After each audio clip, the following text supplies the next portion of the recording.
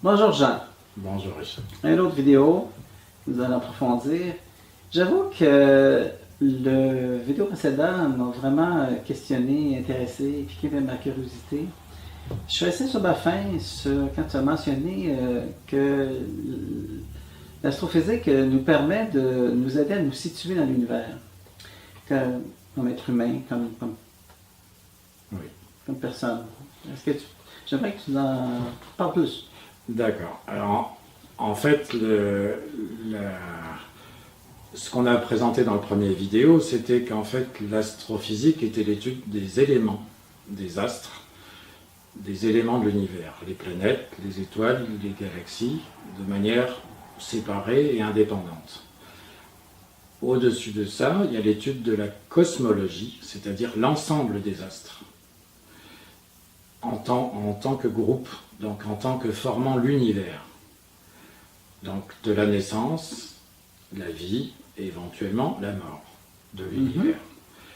Mais si on se place à un niveau conceptuel encore plus élevé, on peut essayer de comprendre d'où l'univers vient. Est-ce qu'il a été créé par quelque chose, par quelqu'un? Est-ce qu'il a un sens? Est-ce qu'il va se détruire? Tout ceci est ce qu'on appelle des cosmogonies. Et par conséquent, la place de l'homme là-dedans est une avancée, une position et une réflexion conceptuelle. Mais nous ne sommes pas les premiers à nous poser ces questions. Ah oui? Et absolument.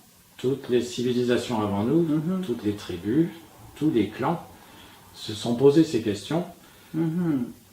En effet, si vous, spectateurs d'aujourd'hui, vous pouvez imaginer un monde sans électricité, imaginez ces nuits, par exemple d'hiver interminables, ou si vous êtes à la campagne, au bord de la mer, à la montagne, cette immensité du ciel avec ses étoiles au-dessus de vous, les mouvements cycliques du soleil, de la lune, qui influent sur les marées, qui influent sur les récoltes, les éclipses.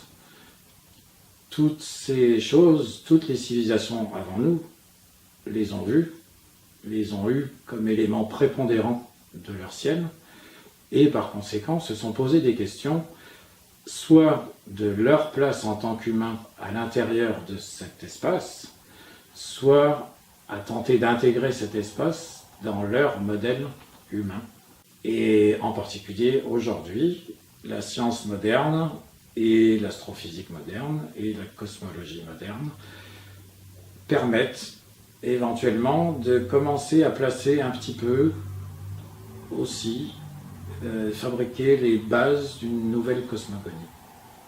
Oui, Jean, c'est toujours assez impressionnant et lumineux ce que tu nous racontes. Je sens qu'on plonge là, dans tout un champ de questionnement et de connaissances qu'on a intérêt à approfondir. Donc, on se donne un prochain rendez-vous. C'est déjà la fin du vidéo. Alors, je te dis bonjour et au revoir à tous et à toutes. Au revoir à tous, à Au bientôt. revoir.